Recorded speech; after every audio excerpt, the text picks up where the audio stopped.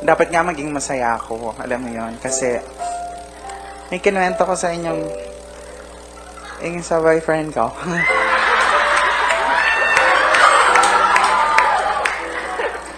Magkabalikan na kami.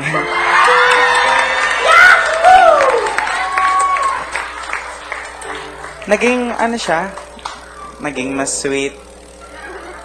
Naging, nakakahiya eh. Ang dami niyang, alam mo yan, naging matulungin na siya lalo ngayon. Nagbago na siya. Kasi yung kapitbahay namin may poso. Mag-iigib kami, dalawa kami. Nakakatuwa kasi matulungin na siya. Katanayan nga siya yung magbobomba. Alam mo yan? Pero ako yung magbubuhat ng mga ano. Pero okay lang naman yan kasi love you too, pare.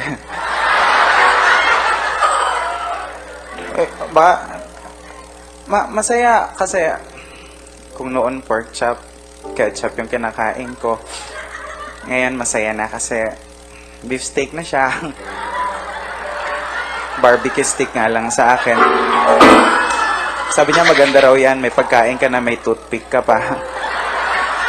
Mahirap lang kasi puro sa lubsob ang nararamdaman ko. Pero,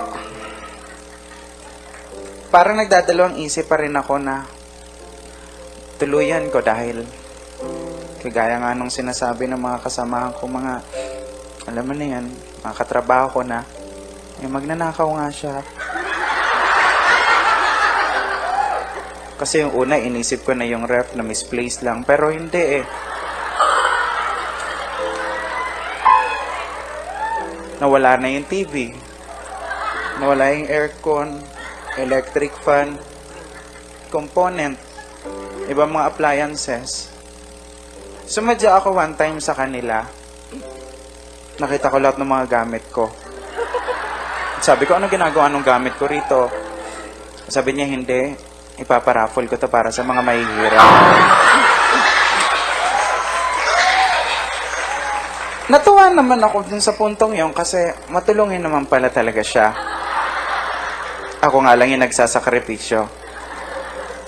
Katunayan nga, pinaraffle niya talaga. Sa sobrang tuwa ko dahil gumagawa siya ng mabuting bagay lang sa kapwa. Sumama pa ako sa pagpaparaffle.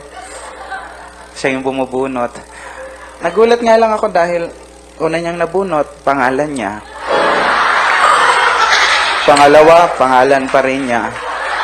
Pangatlo, pangalan pa rin niya. Alam mo, parang jackpot nga, nakuha niya lahat.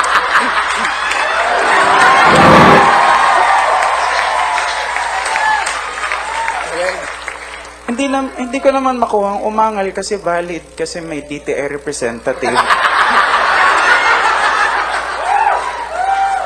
At yun yung nanay niya. Kaya sabi ko, nag-iwalay na tayo. Ulit. Hindi ko na kaya ang mga ginagawa mo sa akin. Sabi niya, okay lang kasi ready na raw siya. Kasi kahit iwalayan ko siya, may trabaho na siyang nakita. May nakita na siya. Isang salon. Kaya pala iba yung naramdaman ko. Bakla na rin ang loko.